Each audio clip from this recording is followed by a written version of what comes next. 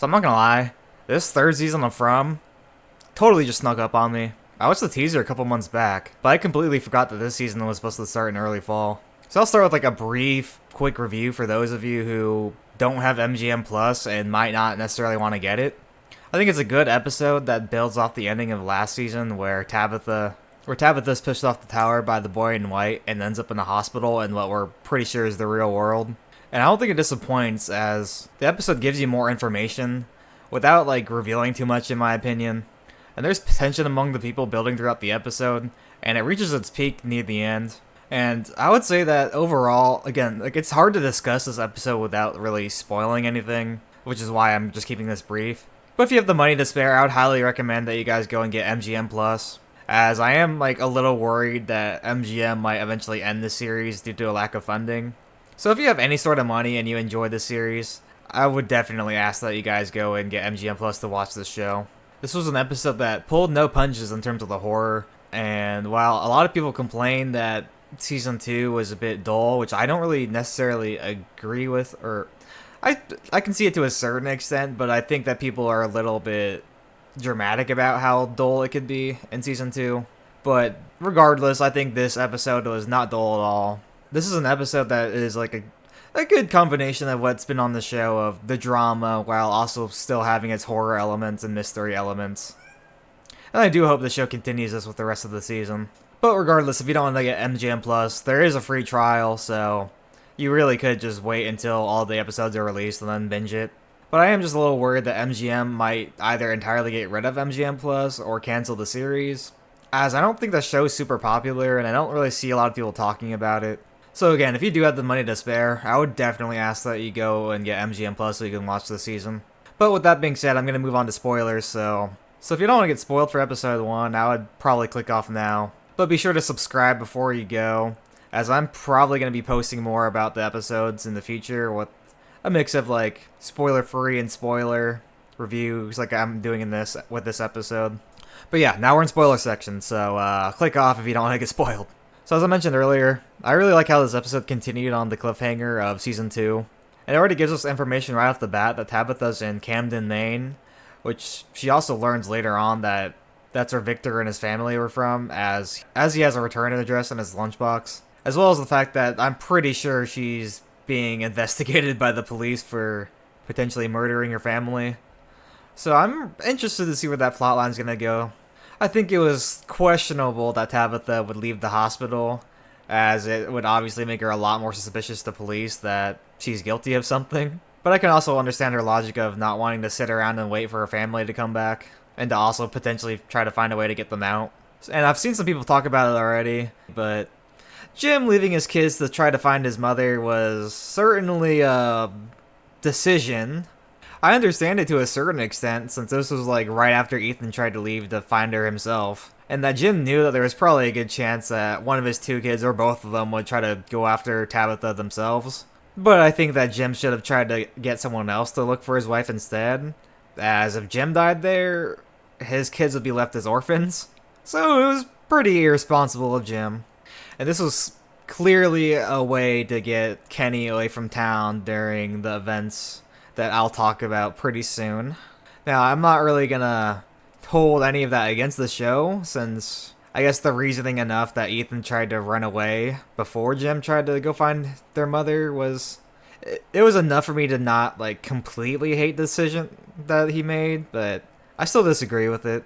And now I think the stuff that Kenny and Jim encountered in the woods was really interesting and creepy. I'm assuming that there's another sort of monster that they haven't encountered yet that's probably going to come into play for this next season. And this is again a decision that, Jim explained why he wanted to keep going. Like, oh, maybe the tent threw Boyd and Sarah past this point.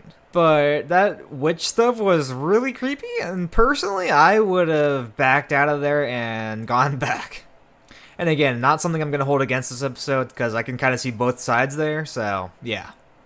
Now, something I really liked was the quote from Ethan that when they had to slaughter the animals, that he wanted Alma to go first because he didn't want her to watch her friends die.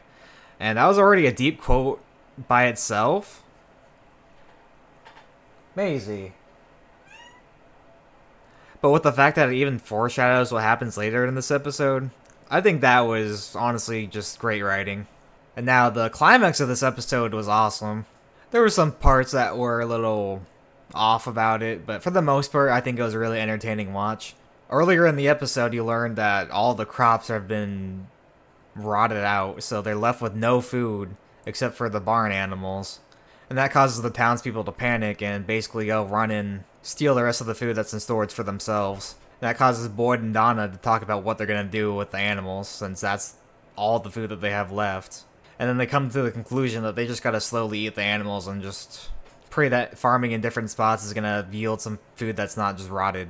And this leads to the climax of the episode where, in the middle of the night, the monsters let out all the barn animals, which causes Boyd and the townspeople to obviously panic. And I personally wouldn't have gone after the animals. I probably would have just tried to find them in the morning. I just see it as something that was highly dangerous and not really worth the risk. Like, yeah, I understand that your food running off is a really big problem, but I think it makes more sense to just go after them in the morning when there's no danger. But I still understand the choice of trying to corral them, as they literally don't have any other food. Now, I do think that since they didn't have the knowledge that the monsters are the ones that let the animals out, they probably should have just tried to tie them to, like, really anything outside and then just sprinted back inside. But this is like a spur-of-the-moment decision, and you're panicking and you really don't have time to think. So I don't really blame Boyd and the others for trying to corral the animals back into the barn. And I think the writing here was mostly pretty good as well, since there's less monsters out there, noticeably, and they were able to get, like, mostly to the barn without running into that many of the monsters. And this is because they were setting up a trap for them. And Boyd and Kenny's mom are led right into the trap that the monsters have set up, as they're getting chased by the monsters while trying to bring the animals back into the barn. And they eventually reach the barn, but then after they close the doors, they soon realize that there's monsters in there waiting for them. And then this leads to some phenomenal acting by both Boyd and Kenny's mom. And the monsters explicitly just state that they took offense to Boyd saying that they can't break him, and they're personally taking it as a challenge to try to break him now. And it's pretty messed up since they torture and kill his friend right in front of him. And again, that's the foreshadowing from earlier when Ethan was saying that he wanted Alma to go first so she didn't have to watch her friends die. And yeah, now Boyd unfortunately has to do that. And you know, Kenny, when he comes back, he's gonna lose his mind. And again, I think that's the whole point of what the monsters are trying to do now, is cause a ton of chaos within the townspeople. As now Kenny is going to be completely mentally unstable. And probably same for Boyd, after having to watch one of his friends get eaten alive by the monsters. Who I'm assuming are gonna let him live afterwards and just be like, alright, have fun, dude. As killing him now plot-wise wouldn't really make any sense. And now to the other side of the scene, I also thought it was interesting that it took Jade 3 seasons to encounter the monsters. And he's also the first person that just completely froze up. And in a way, I can see this making sense, as he's a more analytical kind of a person. And he was already in a really bad spot mentally before this. And I think it's just a complete moment of shock, as he's mostly accepted that these monsters are real and the situation that he's in is real. I feel like this is just a full moment of confirmation for him. And in the moment, it's just too much for him to handle, as well as obviously the fear. And moving on to the other characters in the scene, that's a little bit more mixed here. This is where I'm having more issues. You have Ethan just flinging the door open without even looking outside. And big surprise, there's a monster there waiting for him. And he got some pretty big plot armor there as well from not just immediately dying. As when the little girl did it in the first episode of Season 1, she immediately got grabbed and got killed by the monster, so that's a little bit unbelievable for me there. And then his sister rushes to close the door. She also probably should have died there, like gotten grabbed by the monster. So they had some pretty thick plot armor there, I'm not gonna lie. Also, I don't really see why Ethan was trying to run out there for Alma when he literally said earlier that he wanted them to kill Alma first. Now, if it's Ethan and his sister saying, we need to go out there and help them, then yeah, I can get behind that. Like, it's still not the greatest decision, but but it doesn't bother me as much as Ethan just trying to rush out there without even looking and trying to save a goat that he told the people to kill first. But other than that, I think the action in both parts of the scene are really good. And it also did a really good job at making me feel pretty tensed up. And I knew someone had to die in this scene for it to feel consequential. And while Jade got put on the spot there, I knew he probably wasn't gonna die, as I feel like, as he still has a lot of plot points that are still unresolved. But other than that, I think the action was really good in this part of the scene. I do like how they're slowly starting to redeem Randall. I had a feeling that they wanted to either use him for something else this season or redeem him, with how they didn't kill him at the end of last season. As to be honest, it would have made a lot of sense for him to just die at the end of the confrontation between him and Donna. But I guess he also is a character who is clearly good deep down. As early on in Season 2, he was like one of the first people to volunteer to go help Tabitha. And I would hope that from this point forth, they're gonna make Randall more likable. As up until this point, other than being one of the first people to volunteer to save Tabitha in the basement, he really didn't have any redeeming qualities. And I'm also really just interested to see where the rest of the season's gonna go. With all the bad changes going on in the town, I'm imagining that it's gonna lead to a lot more people dying. And while I don't think they're gonna get out at the end of the season, I would hope that by the end of the season we're gonna be shown a lot more answers. And obviously we don't need to be shown everything, as that kind of gets rid of the fun of the show. But with Season 2 not really giving us anything, I would certainly hope that we get at least some answers with this season. I'm pretty sure that Tabitha's gonna end up meeting Victor's sister, as she never really died on screen, so I'm assuming that she's still alive somewhere. Probably still hanging out with Victor's dad. Which, by the way, Victor's dad really well acted. He absolutely nailed the mannerisms of Victor, so props to him. And again, the monsters are wanting to break Boyd and the village, I think, so I wouldn't be surprised if they killed Fatima with her pregnancy and then Ellis soon afterwards, to just further break Boyd down. I do hope we get some more answers specifically with Tabitha and what's going on in the real world and how she can get back to everyone else and save them all.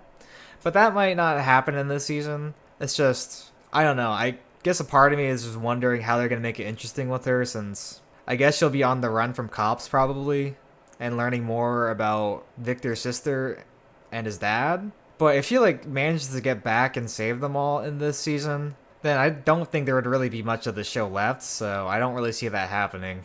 So overall, I really liked this episode. There were a few issues I had with it, but for the most part, I think it was a really good episode. And I would probably give it like an 8 out of 10.